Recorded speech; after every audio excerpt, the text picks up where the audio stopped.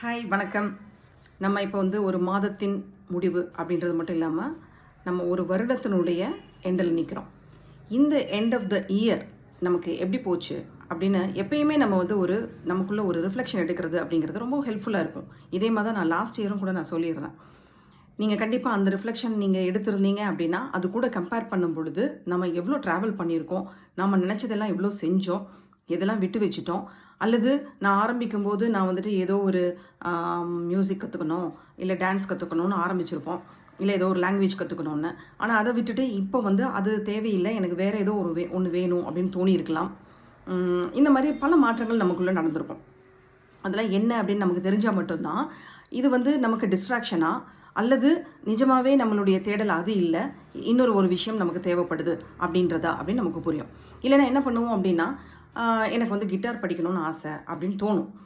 கொஞ்ச நாள் ஆனதுக்கப்புறம் என்ன ஆகும்னா, நம்மளுடைய நண்பர் யாரோ ஒருத்தர் ஷட்டில் விளையாட போவார். உடனே கிட்டார் வேணால் நம்ம ஷட்டில் விளையாட போகலாம் அப்படின்ட்டு அங்கே போயிடுவோம். அப்புறம் அதை யோசிச்சு பார்த்தா திருப்பியும் மனசில் அந்த கிட்டார் நான் கற்றுக்காம விட்டேனே அப்படின்னு இருக்கும். ஸோ என்னன்னு பார்த்தா அது டிஸ்ட்ராக்ஷன், இடையில நமக்கு ஒரு டிஸ்ட்ராக்ட் ஆகிட்டோம். ஆனால் உண்மையாக நம்ம மனசில் இருக்கிறது இந்த கிட்டார் தான் அப்படின்றது நமக்கு புரியும். அந்த மாதிரி நீங்கள் போன வருஷம் இறுதியில் என்ன முடிவு பண்ணி வச்சுருந்தீங்க, எதையெல்லாம் புதுசாக செய்யணும், புது விஷயங்கள் கற்றுக்கணும், நம்மளை அப்கிரேட் பண்ணணும் அப்படின்னு தோணி இருக்கும். அதுலேருந்து டிஸ்ட்ராக்ட் ஆகி இப்போ அதை மறந்துட்டு வேறு ஒரு இதில் இருக்கீங்களா? அது உண்மையில் டிஸ்ட்ராக்ஷனா அல்லது அது நமக்கு தேவையில்லாத விஷயம், அதுதான் டிஸ்ட்ராக்ஷன், நான் இப்போ ரைட் பாத்தில் வந்திருக்கேன் அப்படின்றது உங்களுக்கு தோணுதான்றதை கண்டிப்பாக ரிஃப்ளெக்ட் பண்ணி பாருங்கள். ஏன்னா ரிஃப்ளெக்ஷன் இல்லாமல் நாம் அடுத்த ஒரு மூமெண்ட்டுக்கு போகும்பொழுது என்ன ஆகும் அப்படின்னா, திரும்பவும் நாம் நாள் கணக்காக வேஸ்ட் பண்ணி, வாரக்கணக்காக வேஸ்ட் பண்ணி, மாதக்கணக்காக வேஸ்ட் பண்ணி, வருடமாக நம்ம வேஸ்ட் பண்ணிகிட்ருப்போம். அதனால கண்டிப்பாக ஒரு நோட்டு பெண்ணை எடுத்து வச்சு ஒரு ½ அன் ஹவர் இன்றைக்கி நீங்கள் பார்ட்டி போகிறதுக்கு முன்னாடியோ, இன்றைக்கி எல்லாருக்குமே ஒரு இந்த மூட் இருக்கும், புது வருஷத்தை நான் வரவேற்க போகிறேன் அப்படின்னு சொல்லிட்டு நிறைய பேர் பார்ட்டி கெட் டுகெதர்ஸ் அந்த மாதிரி என்கேஜ் ஆகிருப்பீங்க. அதுக்கு முன்னாடி ஒரு ½ அன் ஹவர் அல்லது 15 மினிட்ஸ் ஒரு பேனாவையும் நோட்டையும் எடுத்து வச்சு உட்காந்து நம்ம என்ன பண்ணோம், லாஸ்ட் இயர் என்ன பண்ணணும்னு ஆசைப்பட்டோம், நம்ம அந்த ட்ராக்ல முன்னேறி இருக்கோமா, இனி இதை எப்படி நம்ம ஃபாஸ்டன் பண்ணுறது அப்படின்றதெல்லாம் நம்ம கொஞ்சம் பார்க்கும் பொழுது தான் நாளையிலேருந்து, அதாவது நியூ இயர் ரெசல்யூஷன் மாதிரி கிடையாது. This is not resolution. என்றைக்குமே ரெசல்யூஷன் எடுக்கிற யாருமே ஒரு மாதத்துக்கு மேலே கொண்டு போகிறதில்ல.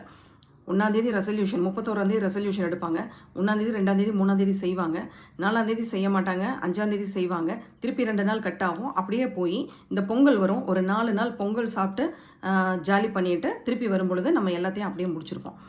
பரவாயில்ல இப்போ முடியலை, அதனால் நான் February 1 ஆரம்பிச்சுக்கிறேன்னு சொல்லி ஏதோ ஒரு நாளுக்காக நம்ம வெயிட் பண்ணிக்கிட்டே இருப்போம், ஒரு நல்ல நாளுக்காக.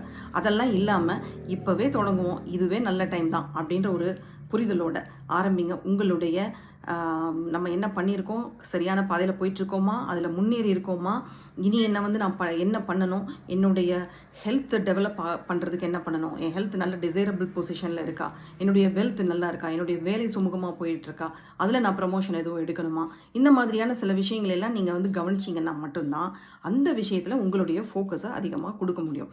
இல்லைன்னா என்ன பண்ணுவோம் அப்படின்னா, நான் வெல்த்தை சம்பாதிக்க போகிறேன்னு சொல்லிட்டு வேலைக்கும் நம்மளுடைய பிஸ்னஸ்க்கும் மார்க்கெட்டிங்க்கும் ஓடிக்கிட்டே இருக்கிற நம்ம என்ன பண்ணுவோம், ஃபேமிலி எப்படி பின்னாடி விட்டுருவோம். பின்னாடி திரும்பி பார்க்கும் பொழுது ஃபேமிலிக்கும் நமக்கும் பயங்கரமான டிஸ்டன்ஸ் இருக்கும். அதை சரி பண்ண முடியாமல் போயிடும். ஆனால் இதை நான் ரியலைஸ் பண்ணும்போது மட்டும்தான் நம்ம என்ன பண்ணுவோம்னா, okay this is the time to give priority to my family அப்படின்றது நமக்கு தெரியும். என்னுடைய ஃபேமிலிக்கு நான் இப்போ ப்ரியாரிட்டி கொடுக்குற டைம், அதனால கொஞ்சம் பேலன்ஸ் பண்ணி ஓகே நான் இதுதான் பண்ணிகிட்டு இருக்கேன், இந்த இடத்துல நான் போகிறேன் அப்படின்னா இந்த காரணத்தினால தான் அப்படின்றத அவங்களுக்கு அண்டர்ஸ்டாண்ட் பண்ண வச்சு டெய்லி ஒரு 10 நிமிஷம், ½ அன் ஹவர், ஒரு வாரத்துக்கு ஒரு அரை நாள் அவங்க கூட ஒதுக்கும் பொழுது அந்த ஒரு பாண்டிங் மிஸ் ஆகாமல் கரெக்டாக இருந்துக்கிட்டே இருக்கும். அதனால நான் சம்பாதிக்கிறேன், என் குடும்பத்துக்காக சம்பாதிக்கிறேன் அப்படின்னு சொல்லிட்டு உங்களுடைய ஃபேமிலியை பின்னாடி விட்டுறாதீங்க. அதே மாதிரி உங்களுடைய ஹெல்த்தையும் பின்னாடி விட்டுறாதீங்க. நம்ம நிறைய பேர் பண்ணுற தப்பு என்னென்னா, ஒரு விஷயத்துக்கு ஃபோக்கஸ் பண்ணி மற்ற விஷயங்களை விட்டுறது. அப்படி இல்லாமல் முடிஞ்ச வரைக்கும் எதுக்கு ஒரு முக்கியத்துவம் தேவைப்படுதோ அதுக்கு உங்களுடைய ஒரு ப்ரியாரிட்டியை கொடுங்க.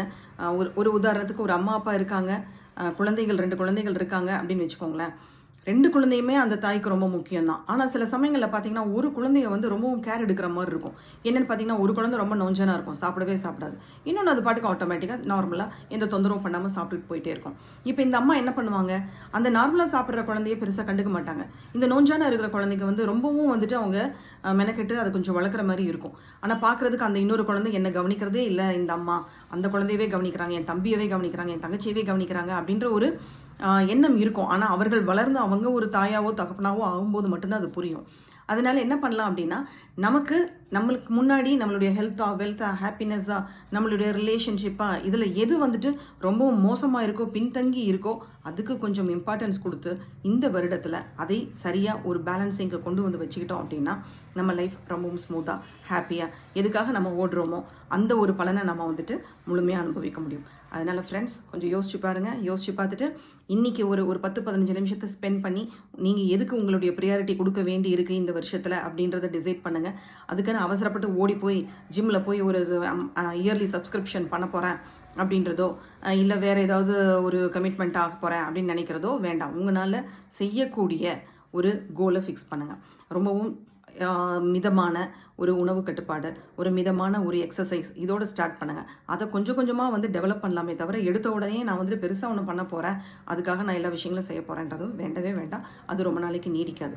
ஸோ பாசிபிளான இப்போ இருக்கிற விஷயங்களோடு நான் வந்து இதை என்ன பண்ண முடியும், ஒரு ஃபுட் கண்ட்ரோல் பண்ண முடியும். ஃபுட் கண்ட்ரோல் மீன்ஸ் ஒரு தேவையற்ற பொரிச்ச உணவெல்லாம் சாப்பிட மாட்டேன், ஃப்ரைட் ஐட்டம்ஸ் சாப்பிட மாட்டேன், ஜங்க் ஃபுட் சாப்பிட மாட்டேன் அப்படின்னு ஒரு சின்ன ஸ்டெப்போடு ஆரம்பிங்க. வெளியே போய் ஹோட்டல்ஸில் போய் கண்டதையும் சாப்பிட மாட்டேன் அப்படின்ற ஒரு சின்ன கோல் ஃபிக்ஸ் பண்ணுங்கள். இது வந்து நம்மளால் ஃபாலோ பண்ண முடியும். அதை விட்டுட்டு நான் வந்துட்டு இனிமேல் டோட்டலாக இந்த வருஷம் ஃபுல்லாக நான் அதை பண்ண போகிறதில்ல அப்படிங்கும்பொழுது என்ன ஆகும்னா, நம்ம எந்த ஒரு விஷயத்துக்கு கட்டுப்பாடு அதிகமாக விதிக்கிறோமோ அந்த இடத்துல தான் நம்ம மனம் வந்து ஓவராக போய் அங்கேயே நிற்கும். எப்படி வந்துட்டு மருந்து சாப்பிடும்போது குரங்க நினைக்காது அப்படின்னு சொன்னாங்கன்னா நம்ம அதுக்கப்புறம் மருந்து சாப்பிட்றத விட குரங்க தான் அதிகமாக நினச்சிட்டு இருக்கோம். இது வந்து எல்லாருமே ரியலைஸ் பண்ணியிருப்போம். அதனால் நான் இதை பண்ணவே மாட்டேன், நான் அதை தான் பண்ண போகிறேன் அப்படின்ற மாதிரி இல்லாமல் என்னுடைய ஹெல்த் அவேர்னஸ்க்காக நான் சில விஷயங்களில் வந்து என்னை இந்த இடங்களில் நான் கண்ட்ரோல் பண்ணிக்க போகிறேன். ஃப்ரைட் ஐட்டம்ஸ் வேண்டாம், அவ்வளோதான். சிம்பிளாக வச்சுக்கோங்க. என்னுடைய ஃபேமிலி கூட நான் ஸ்பெண்ட் பண்ணும்போது ஒரு 10 நிமிஷம் இந்த ஃபோனை வந்து தள்ளி வச்சுட்டு ஃபோன் இல்லாமல் நான் உட்காந்து நான் பேசுவேன். அவர்களோட முழு உணர்வு பூர்வமாக நான் கனெக்ட் ஆவேன். அப்படின்ற மாதிரி சின்ன கோல் எடுத்துக்கோங்க. சின்ன விஷயங்களில் உங்களுடைய இதை ஸ்டார்ட் பண்ணுங்கள். பண்ணிங்க அப்படின்னாலே பெரிய மாற்றம் உங்களுக்கு கிடைக்கும். All the best. இந்த நியூ இயர் 2024 எல்லாருக்கும் சிறப்பான வருஷமாக அமையணும் அப்படின்னு நான் வந்து பிரார்த்தனை பண்ணிக்கிறேன். எல்லோரும் family, health, wealth, relationship, prosperity எல்லாம் பெற்று சிறந்து வாழ என்னுடைய வாழ்த்துக்கள். Thank you so much. தேங்க்யூ.